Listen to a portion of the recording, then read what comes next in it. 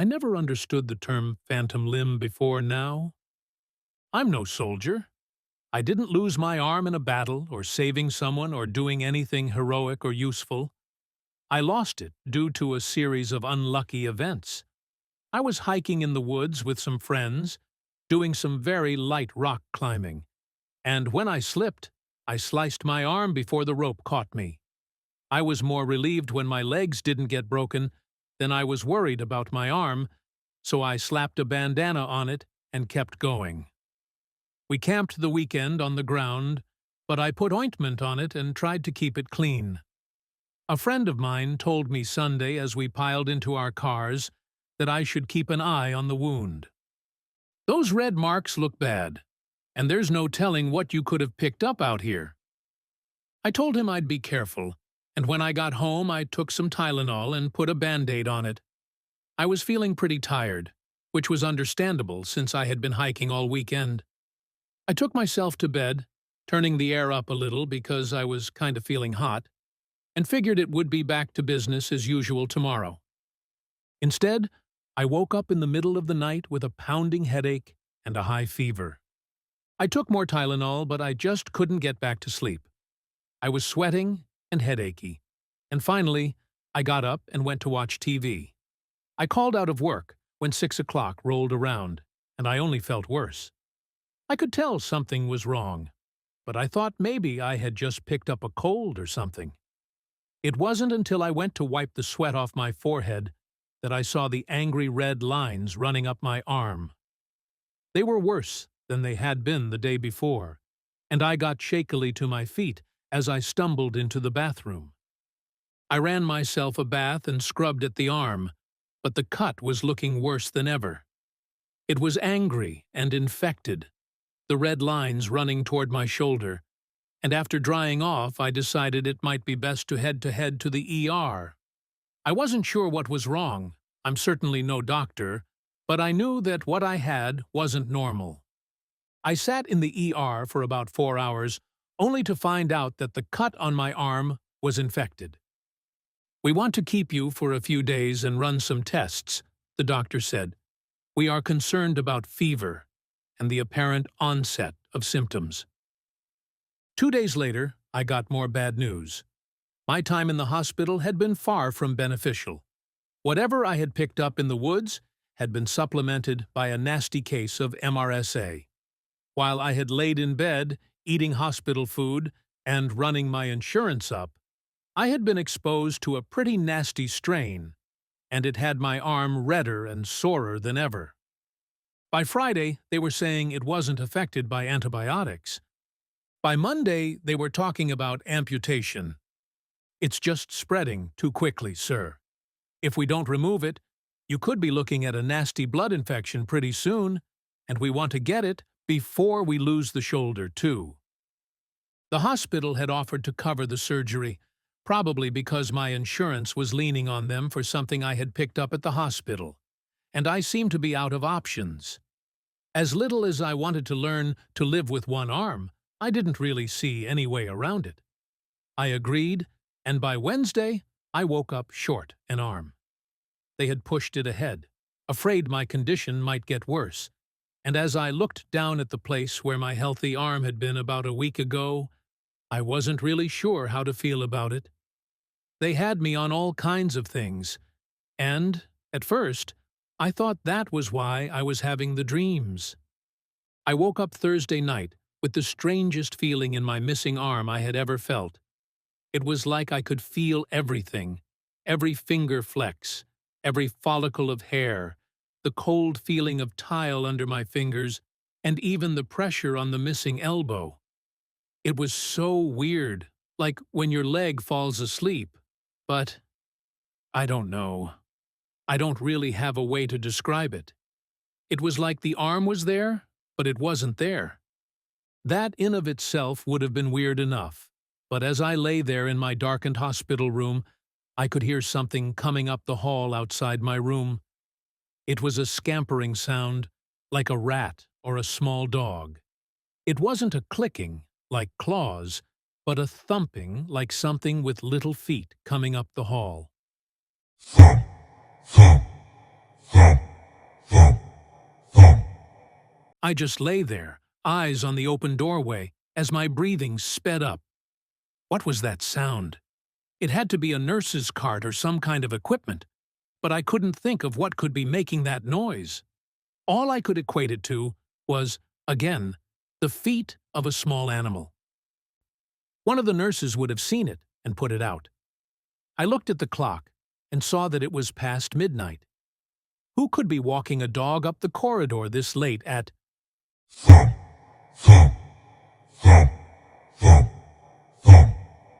It came into the doorway, and suddenly I couldn't breathe.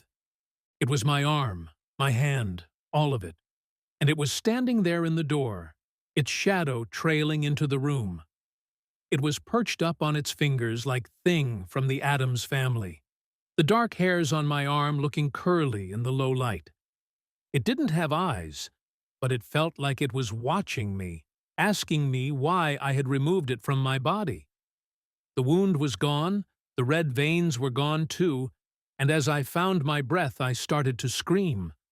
I was confused and unsure of what was happening, and as the nurses came running, I tried to explain to them what was happening. I told them what I had seen, even pointed at the doorway where it had been, but she just smiled and patted my shoulder.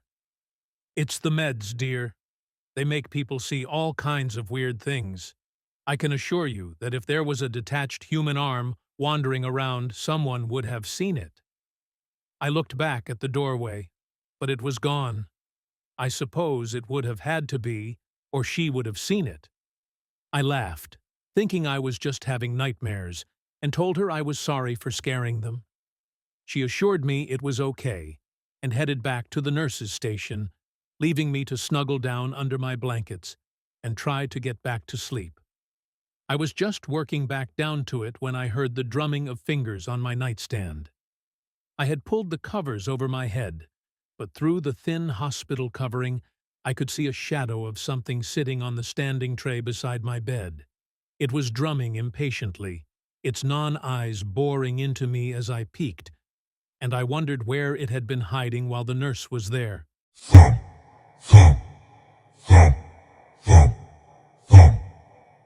I could hear each individual finger as it bounced off the wood, hear the crackling of knuckles and the creaking of bones. It was seeing me as I was seeing it, and it seemed angry. What did it want? Did it mean to hurt me? Even as I wondered, I could still feel those there, not there feelings in my missing hand. It's weird to feel an arm and a hand as there and not there, to feel the fingers drumming and then see those fingers drumming across from you. It almost made me feel dizzy, like seeing the magic picture in one of those books.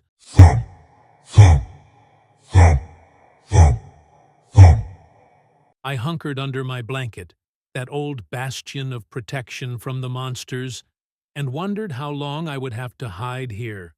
Was someone going to come in and see the hand as it drummed here? Could they see it? Surely it couldn't be real. I was imagining things. I was having an adverse reaction to the medication or something. I would wake up and discover that this was all a dream. I would wake up and find out this had all been a dream and I was still camping. I waited to wake up or to have a nurse come in, but the longer the drumming of those phantom fingers went on, the less sure I was that it was a dream. What if I had angered the arm by having it removed? What if this was just my life now? My head was pounding, and I felt like my vision might be blurry. I wasn't well. This couldn't be real. But the longer I lay here trying to convince myself of that, the louder the drumming became.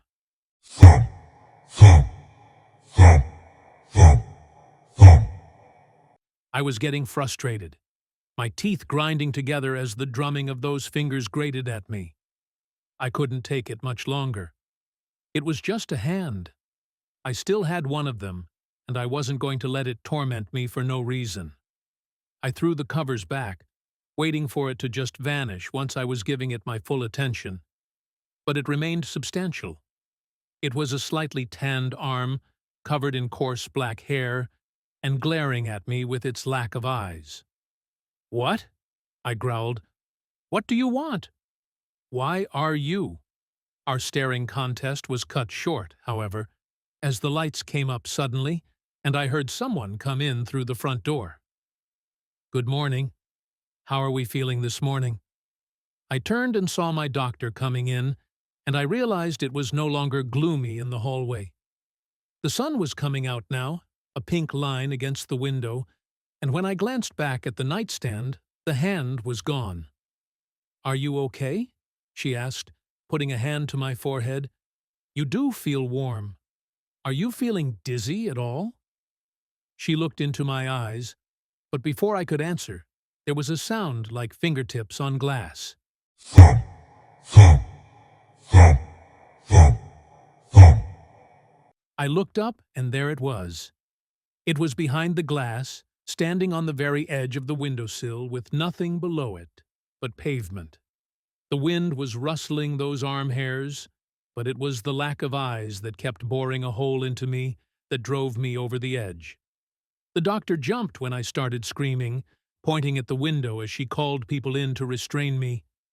I was flailing, pointing out the window and trying to articulate what I was seeing, but they didn't care.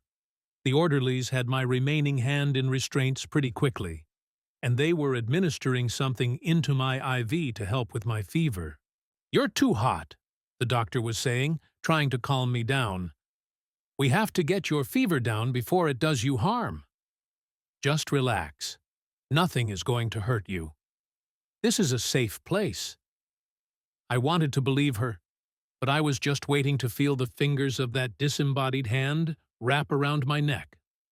The next few days are kind of a blur. I would wake up to find the hand on the foot of my bed. I would wake up to find it on my bedside table. I would wake up to find it gone. But then, suddenly, there it would be right beside me. Whatever they had me on made me very groggy, and it was almost like being under a sleep paralysis demon. I could watch it until I passed back out again, the way the fingers trembled and knuckles bunched. I could see the look in the area of the forearm that seemed like eyes, and see the desire to throttle me. Those moments made me anxious, but it felt like living in a dream.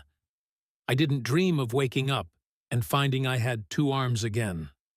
I dreamed of waking up and discovering that I wasn't being haunted by the arm I had left behind, one-armed or not.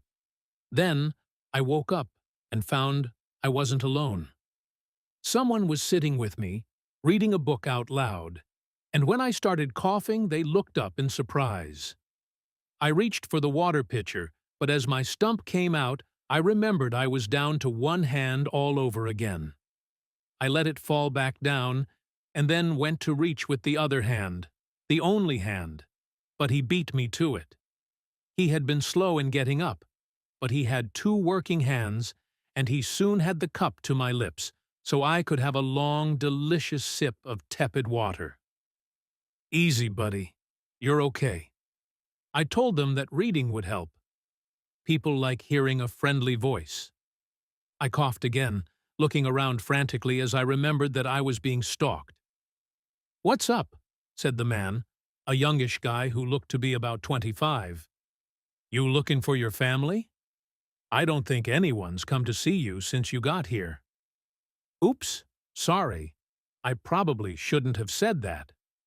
That's usually why I sit with people, because they need a friendly voice." I was still looking around, but when I didn't see the hand, I let out a sigh of relief. "No," I said, my voice rusty. "No, it's okay." He smiled. "Well, that's good at least. You have a bad dream or something?" I lay back against my pillows, the board on the wall telling me that I had been in and out for almost 3 weeks. Jesus, I had picked up a hell of an infection somewhere. It didn't matter, though. I was just glad to have woken up to something besides the ever-present hand. "You wouldn't believe me if I—" Thump, thump, thump, thump, thump. My jaw trembled. It couldn't be. I turned my head slowly, expecting to hear the tendons creak. And there it was. It was sitting on the radiator, drumming its fingers and glaring at me with its non-existent eyes. I wanted to cry. I wanted to scream. But when the man turned my head to look at him, I felt little beyond surprise. I find it's better to just ignore them. I'm guessing it's the arm, right? Is it watching you? I nodded before I could stop myself. Yeah. How did you know? He smiled, thumping his leg with the book he had been reading. Got one of my own. Lost it in Iraq. I had a grenade hit him in the foot, and luckily, I got about 2 steps away before it went off. Lost the foot and most of the knee, but I got to keep my eyes, and I lived. I was shocked. Wait, you can see it too? He made a weird noise and then shook his head. Not yours, but I can see mine in the corner over there. It's weird how they seem to stare without eyes, isn't it? Like, how do they manage that, I wonder? I was overjoyed. This guy could see them too. Could all people who had lost body parts see them like this? How long did it last? I remembered what he had said and wondered if it ever ended. Don't worry, he assured me, taking his seat again. You just get used to it after a while. They never go away. At least, none of the guys in my support group have had theirs go away. But you get used to them. I'll get you one of the cards if you like. It's nice to have people who know what you're going through. But why is it still here? I almost begged, desperate for answers. No one really knows. They've been part of us all our lives, so I guess it makes sense that they want to stay close. Vets and amputees talk about phantom limb syndrome, but I think it's more than just tingles. When that foot jumps, I feel it jump. I imagine it's the same for you, too. They are a part of us, and they always will be, I guess. I laid back as he started reading again, letting this knowledge wash over me as the words of the Hobbit wafted over me. On the radiator, the hand still drummed its fingers and scowled with its lack of eyes. As I lay there, ignoring it, I supposed I might as well take his advice to heart. I supposed I would always be haunted now, haunted by this phantom limb.